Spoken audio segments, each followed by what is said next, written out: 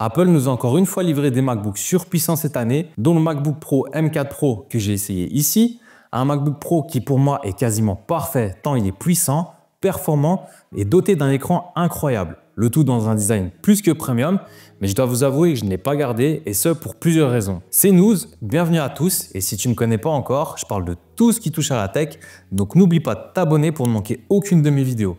Allez, je vous explique pourquoi j'ai retourné ce MacBook Pro M4 Pro.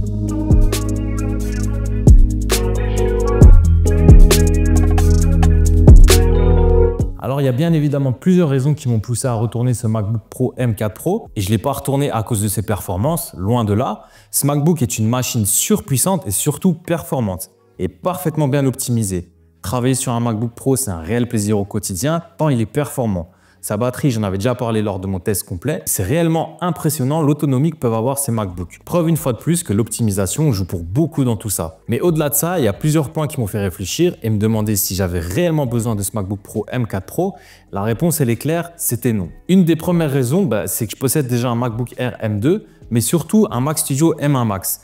Et moi, je suis plutôt quelqu'un qui aime travailler sur mon bureau avec du confort, surtout pour tout ce qui est montage, étalonnage ou retouche photo. Le MacBook Pro a pour moi toujours eu vocation d'avoir le maximum de puissance pour les nomades et personnellement, j'aime pas travailler en mode nomade. Certes, c'est faisable, mais encore une fois, je préfère être sur mon écran de 28 pouces pour pouvoir travailler le plus confortablement possible.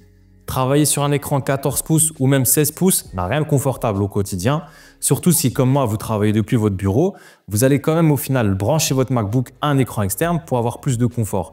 Donc au final, autant avoir une station qui ne bouge pas. En termes de puissance, mon Mac Studio est toujours aussi performant, donc je ne vois pas l'utilité et l'intérêt d'avoir deux machines aussi puissantes parce qu'obligatoirement, l'une des deux sera sous-utilisée et ça n'a donc aucun sens. C'est donc un point à prendre en compte quand vous achetez ce type de machine. Posez-vous la question si vous allez travailler de manière nomade essentiellement ou est-ce qu'au final, ce sera assez peu souvent.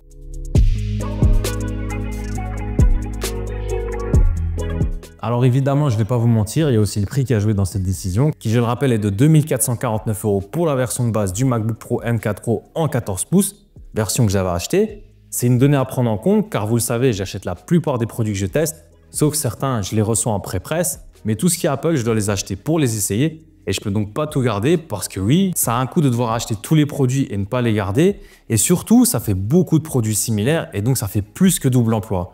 Bien sûr, en tant que passionné, j'aimerais pouvoir garder tous les produits, mais il faut savoir être raisonnable et savoir se rendre à l'évidence quand on n'a pas besoin de tous ces produits. D'ailleurs, je vous mets mon test complet de ce MacBook Pro M4 Pro dans la description pour ceux qui ne l'ont pas encore vu. Et pour ceux qui ne sont pas encore abonnés, abonnez-vous pour ne rater aucune de mes vidéos et me donner de la force. Et surtout, continuer à faire grandir notre communauté parce que je vois qu'encore beaucoup de personnes non abonnées regardent mes vidéos.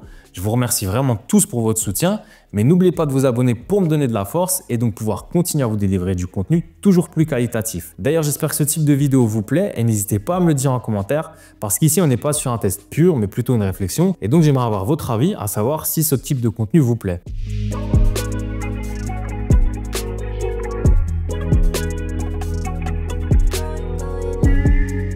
Revenons-en aux raisons. Une autre raison qui m'a poussé à le retourner, c'est un peu comme pour les iPhones, c'est le manque de nouveautés génération après génération. J'avais pu essayer le MacBook Pro M3 Pro sorti l'année d'avant et très honnêtement, j'avais vu aucune différence notable de performance entre les deux. C'est simple, on pourrait vous donner un M3 Pro et vous dire que c'est un M4 Pro, vous ne verrez absolument aucune différence. Même le design n'a pas changé. Et ça, c'est pas très grave en soi parce que perso, j'aime vraiment beaucoup le design de ces MacBooks. En termes de design, pour moi, ce sont les plus beaux portables. Mais en termes de performance pure, je peux absolument pas les différencier. Peut-être qu'avec Apple Intelligence, on pourra sentir une différence.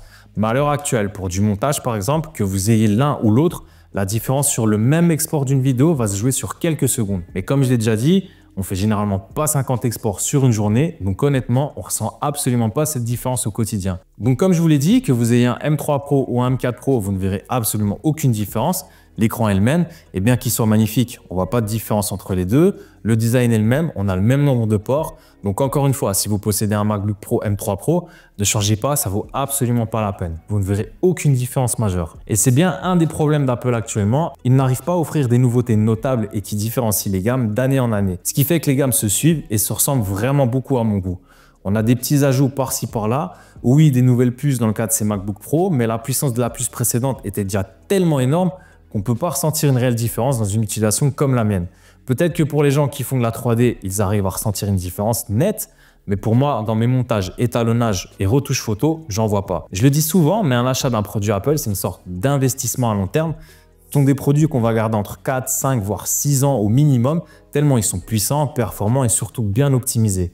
Le meilleur exemple, c'est mon Mac Studio. Je l'ai depuis plus de 2 ans maintenant et j'ai absolument aucun ralentissement ou bug avec. Il tourne comme au premier jour et pourtant, je peux vous dire que j'utilise littéralement tous les jours pendant des heures et des heures. C'est pour ça que j'ai envoyé également ce MacBook Pro parce que tout simplement, ça a plus d'utilité de changer chaque année pour la nouvelle génération. Les constructeurs arrivent à un plafond de verre et ne peuvent pas innover autant qu'ils l'ont fait par le passé. Il y a quelques années, passer d'une génération à l'autre était synonyme de gap énorme entre les deux, tant les nouveautés arrivaient en nombre. Mais ici, je le répète, c'est absolument plus le cas.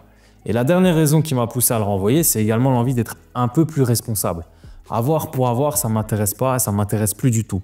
Avant, j'étais très souvent dans l'optique de me dire « Ah, je veux absolument ce smartphone » pour au final ne pas l'utiliser et garder le smartphone que j'avais déjà par exemple. Et au final, je me retrouvais à collectionner des produits et ça n'avait aucun sens. Il faut pouvoir aussi avoir du bon sens et ne pas accumuler bêtement ce qu'on n'a pas besoin. Mais pour en revenir à ce MacBook Pro M4 Pro, j'ai donc retourné pour toutes les raisons que je vous ai citées. C'est absolument pas un problème de performance logicielle ou quoi que ce soit. Bien au contraire, ce MacBook Pro M4 Pro est vraiment excellent sur tous les points. Et je le répète, pour les créatifs, il n'y a pas mieux si vous bossez de manière nomade. Il est puissant et a une autonomie incroyable. Mais voilà, le manque d'innovation et de nouveauté entre les générations se fait sentir parce que même avec la version M2 Pro, je ne suis pas sûr que le gap soit vraiment énorme entre ces deux modèles. Bien sûr, il y a des différences, mais elles sont minimes et pour la différence de prix, je pense qu'il faut peut-être réfléchir à ses besoins réels plutôt que de juste vouloir avoir la dernière nouveauté. Donc mon conseil, si vous souhaitez quand même acheter un MacBook Pro, regardez vos besoins. Si vous possédez une version M2 Pro ou M3 Pro, laissez tomber le M4 Pro. Votre MacBook va encore tenir facilement 3, 4, 5 ans sans aucun problème avant que vous ne deviez penser à peut-être éventuellement changer. C'est même pas encore garanti. Si vous avez moins d'un M2 Pro ou un MacBook Air et que vous souhaitez avoir une machine ultra puissante et complète, alors oui, là je vous conseille ce MacBook Pro M4 Pro. Mais encore une fois, comme je vous l'ai dit, quand vous achetez un produit Apple, pensez à vos besoins pour les 4, 5, voire 6 prochaines années parce que les produits Apple sont certes très chers de base, mais ils vous permettent de travailler avec durant un grand nombre d'années sans une baisse notable des performances. C'est d'ailleurs ce qui en fait leur force pour moi. Voilà, c'était Nouz. Si vous avez aimé cette vidéo, n'oubliez pas de la liker et partager. Ça me donne vraiment de la force et ça m'aide à faire grandir la chaîne. N'oubliez surtout pas de vous abonner pour que notre communauté puisse continuer à grandir et que je puisse vous délivrer du contenu toujours plus qualitatif. Encore une fois, j'espère que ce type de vidéo vous plaît et n'hésitez pas à me le dire en commentaire parce qu'on n'est pas sur un test pur mais plutôt une réflexion et donc je veux vraiment avoir votre avis sur ce type de vidéo. Voilà, je vous dis merci à tous et à la prochaine.